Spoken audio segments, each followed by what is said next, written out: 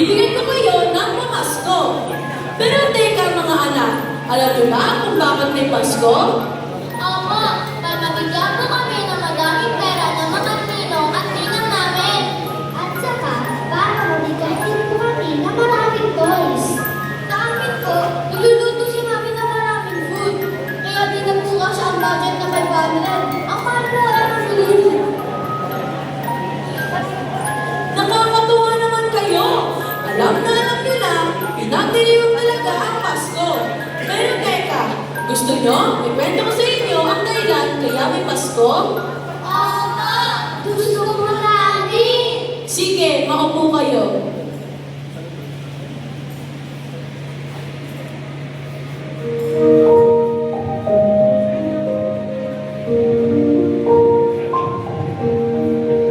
Matagal na ang panahong lumipas.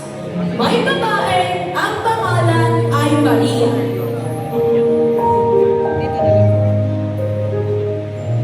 Siya ay nakatangtang ikasal kay Jose.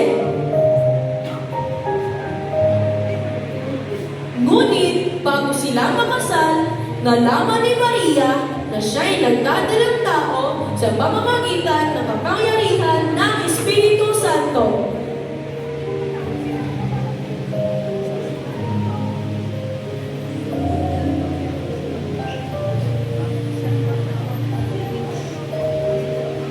Subalit, dahil isang taong matuwid si Jose, ayaw nitong malagay sa kahihiyan si Maria.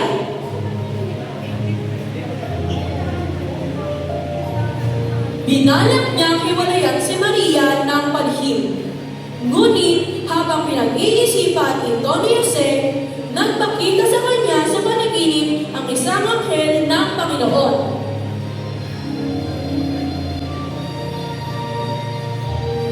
Jose, anak ni David, huwag kang matakot na pakasalan si Maria, sapagkat ang sanggol na dinadala niya ay mula sa Espiritu Santo.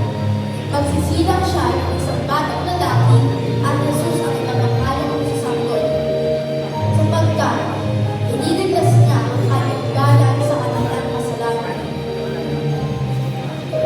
Nang magising si Jose, sinunod na niya ang utos ng anghel ng Panginoon at pinakasalan niya si Maria.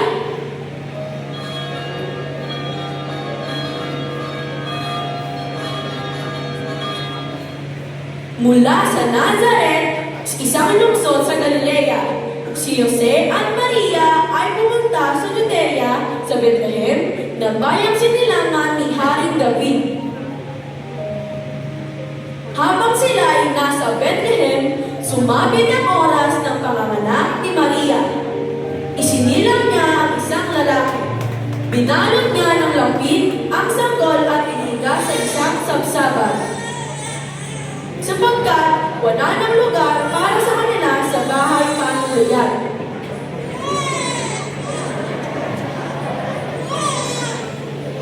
Talaga po, kinaanak ko sa kulungan ng hayop?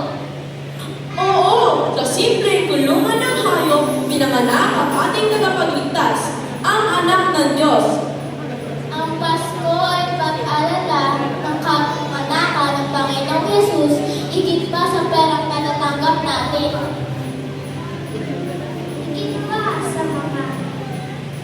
Higit pa sa mga gamit